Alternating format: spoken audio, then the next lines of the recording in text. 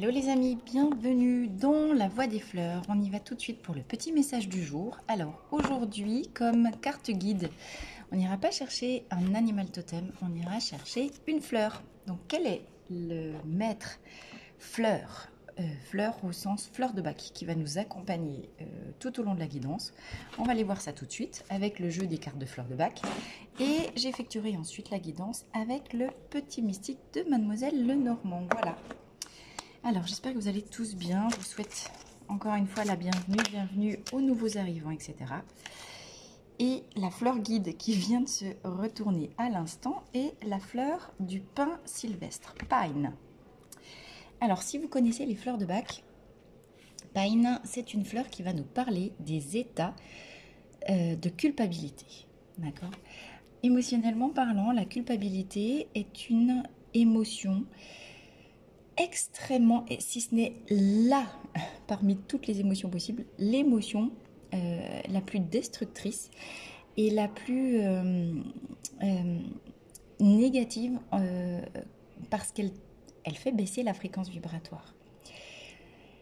On a tort de penser que les émotions, ou en tout cas de faire la distinction entre les émotions positives et les émotions négatives. Les deux existent ensemble, comme toute réalité. Coexistence, co-création. Ce qui est en haut est comme ce qui est en bas, ce qui est bon est comme ce qui est mauvais, ce qui est dedans est comme ce qui est dehors. D'accord ? Pine nous dit, attention, quand tu culpabilises, ça veut dire que par rapport à un événement dont tu juges qu'il s'agit d'un échec, que tu as raté, qu'il y a quelque chose qui s'est mal passé, forcément cet événement a eu trait ou a eu lieu avec quelqu'un d'autre en face, puisque rien de ce que nous vivons ne se produit sans co-création. Tout ce que je fais, c'est avec l'autre. Tout ce que j'ai, que ce soit mes échecs, que ce soit mes victoires, que ce soit quoi que ce soit, je n'ai rien réussi ou raté seul. Même un examen, même un diplôme, une formation. Il y avait moi, l'apprenant, mais il y avait les profs, il y avait les bouquins, il y a les auteurs qui ont écrit les bouquins, il y a les vidéos que j'ai regardées, il y a tout ce qui m'a permis d'avancer et de me former et de comprendre ma formation, d'accord ? Quand on s'est planté sur quelque chose, il y a notre part et il y a la part de l'autre. Et c'est toujours, comme le yin, le yang, la loi de l'équilibre, le 50-50. Pine nous dit, Titi, fais gaffe. Parce que dans cette histoire, tu crois qu'il y a eu un échec, tu crois que ça s'est mal passé, tu crois que ça c'est parti en cacahuète. Ok. Mais si tu culpabilises, ça veut dire que tu t'attribues la totalité des torts, c'est-à-dire le 100% du tort, sur une seule tête, sur toi tout seul. Et c'est là que c'est pas juste. Parce que il y a ce que vous avez fait, il y a ce que l'autre a fait. Alors, là où c'est le plus flagrant, évidemment, c'est dans les relations amoureuses. Une relation amoureuse, alors soit parce que effectivement elle s'arrête définitivement, il y a séparation dans un cas extrême, il peut y avoir engueulade, il peut y avoir dans un cas plus minime. Mais quelle que soit l'issue de cette situation, que ce soit une engueulade, que ce soit une non-compréhension, que ce soit une ambiance négative qui soit mise en place, il y a vous, il y a l'autre. Et même si je vais dire quelque chose de terrible. Imaginez, c'est vous qui avez trahi, c'est vous qui parlez mal à l'autre, c'est vous qui l'avez trompé, c'est vous qui faites pas, voilà, vous culpabilisez parce que l'autre vous donne tout, on va prendre dans ce sens-là, mais évidemment que vous pouvez mettre dans tous les sens, et puis vous répondez pas autant. Finalement, l'autre personne se barre. Bon, cas classique. Et vous vous retrouvez tout seul, tout couillon ou toute couillonne. Hein, vous vous adaptez à votre situation. En vous disant, ouais, j'ai été nulle, je suis qu'un con, bla bla bla bla bla. Et notre autoflagellation, on la connaît par cœur. Ça nous parle d'autoflagellation. Mais peut-être que vous avez été un pourri, que vous vous êtes comporté, mais n'importe comment, que vous avez été un goujat, une goujatte absolue. Certes, ça reste 50% de vous. Parce que l'autre en face aurait pu mettre des limites avant. L'autre en face aurait pu adapter sa communication. L'autre en face aurait pu mettre des frontières beaucoup plus fermes. L'autre aurait pu poser un cadre et empêcher, ou en tout cas se révolter, se respecter, elle, cette personne, suffisamment pour vous empêcher, à vous, de lui manquer de respect de cette sorte. encore une fois, vous basculez les choses de l'autre côté. D'accord? C'est un exemple pour vous montrer que la responsabilité dans un échec, dans une engueulade, dans quelque chose qui part en cacahuète, c'est toujours de la responsabilité des deux. Prendre sur soi en disant « c'est ma faute, ma très grande faute », c'est une exagération égotique par la négative. Je recommence. Quand vous êtes persuadé que l'échec d'une situation ou la négativité au sens large d'une situation vous incombe totalement, vous prenez la place de l'autre. Vous débordez sur sa place à lui parce que vous ne lui laissez pas son 50% de responsabilité de ce qui lui incombe également dans cette situation. Autrement dit, vous êtes orgueilleux. Alors, c'est un petit peu difficile à appréhender. Vous confondez, si vous êtes dans ce cas-là, et si ce message vous parle, il y a dans cet exemple confusion entre fausse humilité, ouais c'est de ma faute, je prends sur moi, je me remets en question, blablabla, mais ça c'est de l'autoflagellation narcissique et peut-être par la négative, mais ça reste du narcissisme. Alors que être à sa juste place, dans le juste milieu, c'est ok, moi j'ai déconné, il y a des tas de moments où j'aurais pu faire mieux. Mais en face aussi, on aurait pu faire mieux. En face aussi, on aurait pu communiquer autrement, d'accord? Et la question, elle est que, entre ce qui est à l'extérieur, ce qui est dedans, je ne peux agir que sur mon positionnement, ma posture inverse. Si vous êtes dans une situation opposée, où c'est vous qui vivez les brimades, c'est vous qui êtes dans l'attente de l'autre, c'est vous qui vous ne vous sentez pas respecté, parce que c'est comme si vous attiriez tout le temps des personnes qui veulent profiter de vous, et vous vous dites, qu'est-ce que j'ai encore fait, mais qu'est-ce que j'ai fait, mais qu'est-ce que j'ai mérité, et puis pourquoi j'ai fait ça au bon Dieu, puis qu'est-ce qui m'arrive, puis blablabla, bla, bla, bla. Apitoiement sur soi-même. On est bien dans de l'ego blessé. L'ego blessé, il s'autoflagelle et il se plaint, il cherche à se faire porter, à se faire victimiser. Une posture adulte, c'est, ok, force est de constater que j'attire dans ma vie uniquement des personnes, en fait, qui abusent de moi. Bon. Qu'est-ce que je vibre en mode, qu'est-ce que mon cœur lance comme vibration pour attirer en mode boomerang des gens qui profitent de moi? Parce que si je ne le vibrais pas dedans, je n'attirerai pas ce genre de personnes. D'accord? Si vous passez votre vie à attirer des gens qui profitent de vous et qui n'ont aucune reconnaissance, mode miroir, posez-vous la question de savoir où vous en êtes vous avec votre propre reconnaissance. Est-ce que vous êtes juste et équilibré dans la reconnaissance de ce que vous faites, soit bien, soit mal? Parce que si vous ne reconnaissez que ce que vous faites mal et jamais ce que vous faites bien, vous n'êtes pas à l'équilibre. Vous n'êtes pas juste avec vous. Autrement dit, vous êtes le premier à vous trahir parce que vous ne vous respectez pas dans vos aspects positifs comme dans vos aspects négatifs. Vous ne prenez que le négatif en compte, mais vous n'êtes pas à la juste place entre « bon, là j'ai merdé, mais là j'ai fait super bien et ça ne m'appartient pas ». Donc, la carte de Pine ce matin vous invite à une introspection totalement objective des comportements que vous avez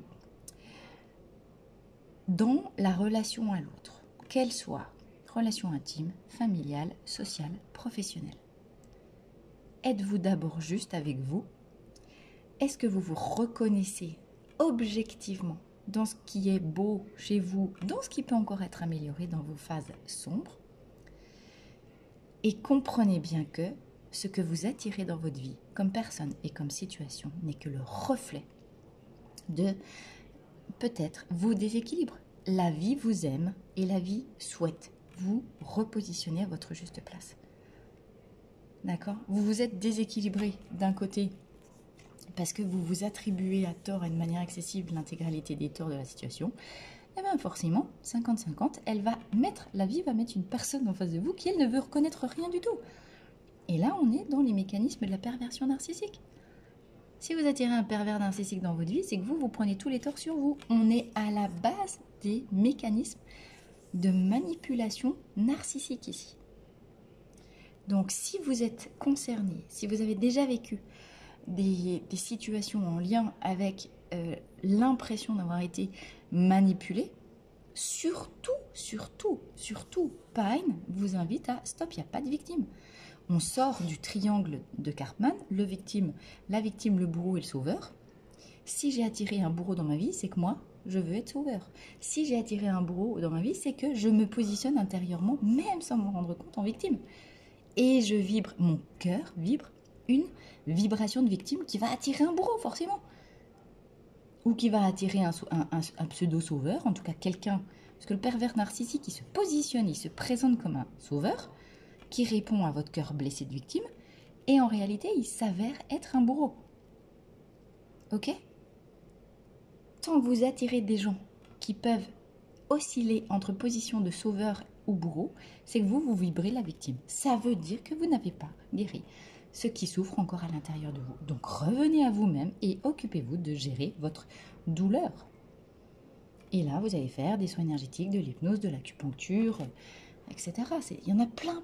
Mais du psychocorporel toujours pour libérer dans votre mémoire corporelle la question des mémoires de douleur. D'accord ? On est au cœur des mécanismes de perversion narcissique avec Pine. Donc, si Pine sort aujourd'hui, c'est qu'il est l'heure. Et en dos de deck, j'ai Crab Apple, c'est-à-dire purification, nettoyage. Eh bien, les amis, allez s'occuper de débusquer en soi les dernières parties qui souffrent pour sortir définitivement des mécanismes de perversion narcissique et arrêter d'attirer à soi victime, bourreau, sauveur. C'est un sacré job.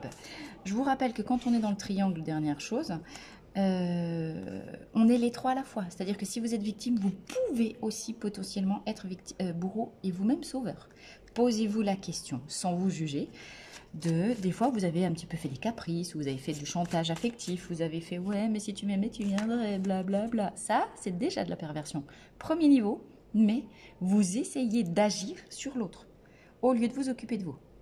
C'est pas bon. C'est très très douloureux, ces mécanismes. Bon, encore une fois, moi j'y ai été soumise pendant presque 20 ans, d'accord. Donc ce qui est perversion narcissique, je peux vous assurer que je connais par cœur. Revenez sur vous, revenez sur vous. Alors ici, j'ai la carte de la consultante. Si vous êtes une femme, donc soit vous êtes une femme et cette carte vous représente, soit c'est la femme à laquelle vous pensez.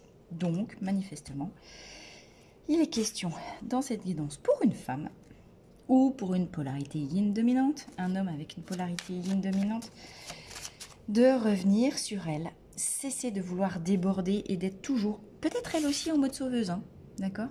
Parce que quand on est tout le temps dans une posture de vouloir faire plaisir et se sentir utile aux autres est très important pour moi, ou bien vous êtes travailleur de lumière, ou bien blablabla, ou vous faites des soins énergétiques, ou vous faites du reiki, vous voulez sauver tout le monde. Ok ? Vous êtes les premiers concernés, on le sait, par les mécanismes de perversion narcissique. Ce sont les ultra-empathes qui attirent le plus les pervers. Pourquoi ? Mais parce qu'ils passent leur temps à déborder pour aller vouloir s'occuper des autres, au lieu de rester au juste milieu et s'occuper d'eux-mêmes. Donc, il s'agit de prendre un engagement. Cette femme doit prendre un engagement. Alors évidemment, moi j'ai envie de dire d'abord avec elle-même et avec la partie qui souffre à l'intérieur. Qu'est-ce qu'on a ici ? Une pie. La pie, elle adore ce qui brille. La pie, elle adore l'or. Peut-être que cette femme est prise par les mirages, les belles images que les personnes qu'elle rencontre, puisque un pervers narcissique, il est juste absolument magnifique, il dégage toujours une image superbe. Peut-être que cette femme doit réfléchir et s'engager avec elle pour dépasser la pie en elle qui se fait éblouir par ce qui est éblouissant, doré. Tout ce qui brille n'est pas de l'or, d'accord ? Et toutes les personnes brillantes ne peuvent être parfois très ombres à l'intérieur d'elles-mêmes. Il est question ici de prendre un engagement à nous, s'engager fondamentalement avec soi pour peut-être prendre du recul. Ici, on a une fenêtre derrière. En fait, non, c'est pas une fenêtre, c'est un miroir. Et on a la pie qui se reflète ici dans le miroir, d'accord ? Avec une ouverture sur un arbre, etc. et la nature. Reprendre ses forces, revenir sur soi, s'engager à être sa meilleure amie et se sauver soi-même, aller se purifier, nettoyer les blessures de l'enfant intérieur qui souffre, c'est-à-dire toute les parties de soi qui ont encore le sentiment d'avoir été abandonnées ou de continuer à être abandonnées. D'accord? Cette femme, pour cette personnalité yin dominante, soit femme physiologique, soit femme personnalité féminine, douce, etc. Il est l'heure de revenir sur soi et de s'engager d'abord à être sa meilleure amie. Voir ce qui se cache dans l'obscurité des profondeurs, c'est-à-dire, mais avec sagesse, hein, attention, avec sagesse, c'est-à-dire, il faut bien comprendre que regarder sa douleur en face, c'est certainement la chose la plus compliquée qui soit. C'est bien pour ça qu'on essaie toujours de la faire prendre en charge par l'autre en face. C'est dur de regarder sa douleur en face. Vous avez besoin de vous élever en conscience, faire preuve d'intelligence, suffisamment d'intelligence pour dépasser la question de la dualité et du bien et du mal. Oui, je souffre, c'est mal. Non, vous souffrez, cela est, point. D'accord ? On arrête avec les jugements, c'est bien, c'est mal. S'engager avec être sa meilleure amie, ça veut commencer par dire, je dépasse l'illusion de, il y a des choses bien, il y a des choses mauvaises. Non, il y a des choses qui font plaisir, qui sont confortables, qui font, voilà, du bien. Il y a des choses qui font du mal. Mais si je veux améliorer les choses qui font du mal et remonter en énergie, je dois faire preuve d'intelligence pour ouvrir les yeux dans la nuit noire de mon âme et de ce que je refoule parce que ça fait mal et voir comment je peux d'abord être là avec moi et cesser de m'abandonner parce que je ne veux pas regarder en face ceux qui souffrent. Alors ici, on a le bouquet. Le bouquet, ça nous parle d'harmonie au foyer, ça nous parle de bonheur conjugal, ça nous parle de paix et de félicité. C'est une carte qui est très positive, d'accord ? Si vous avez des conflits, des tensions dans le foyer, etc., ça peut être une carte de bon augure qui vous dit « Tiens, bon titi, ça ira mieux plus tard ». Mais comprenez que si vous êtes dans un mécanisme d'attendre de l'autre qui soit là pour vous, revenir sur vous-même pour créer dans votre foyer intérieur les conditions de paix et d'harmonie, ben ça commence par vous, d'accord? Et que si vous voulez qu'à l'extérieur, vous viviez véritablement la paix et l'harmonie, commencez par venir faire le ménage chez vous. On a un papillon ici hein, qui nous parle de métamorphose. Si vous voulez que votre situation se transforme, commencez par vous transformer vous-même. Devenez le changement, comme dirait Gandhi, que vous voulez voir advenir dans votre vie. Allez, une dernière carte pour la guidance du jour. Merci. Départ. Nouveau départ. Renouveau. Nouveau projet. Déménagement possible. Vacances. Et tout ce que vous pourriez spontanément. Donc, c'est vous qui voyez quelle est la toute première idée qui vous a frappé l'esprit quand vous avez vu la carte du bateau. Peut-être, voilà. En tout cas, voyage. Voyage et départ. Lecture synthèse. Il est l'heure pour une femme de s'engager. On va faire en mode lecture interne par rapport à soi. Il est l'heure pour une femme d'ouvrir un nouveau regard sur elle et sur sa vie et de prendre pour elle d'abord l'engagement d'être là, je suis là avec moi. Quelles que soient les circonstances extérieures, quelles que soient les situations que je vis, quels que soient les baratins qu'on me balance en face, quels que soient les mirages auxquels j'ai pu me faire prendre dans ma vie. Vous savez, les personnes mirages, c'est-à-dire les personnes, quand vous les voyez, qui dégagent un truc de fou, vous avez l'impression qu'il y a une cité intérieure juste magnifique. On est sur les comment ça s'appelait quand on était petit, le dessin animé, les merveilleuses cités d'or, là. Et puis en fait, quand vous vous approchez ou quand vous êtes sur le point de vous étreindre, qu'est-ce qui se passe? Vous bouffez le sable et les cailloux du désert. Voilà, ça, c'est des personnes mirages. Bon, donc il est l'heure d'ouvrir des yeux sur les personnes qui sont là dans votre vie, qui sont là pour manifester vous-même, enfin pour vous révéler en mode miroir ou contre miroir, attention, miroir ou contre miroir, comment vous êtes avec vous.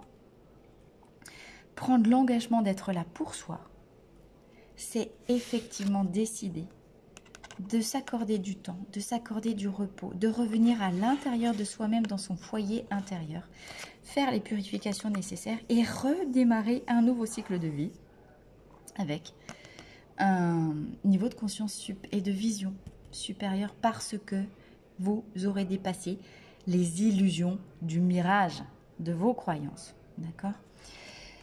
Et évidemment, en mode lien avec l'extérieur, il est question pour une femme de vivre un renouveau dans son couple et dans son foyer qui est magnifique, qui peut aboutir, pourquoi pas, à un mariage, à un engagement, à un niveau d'engagement beaucoup plus profond.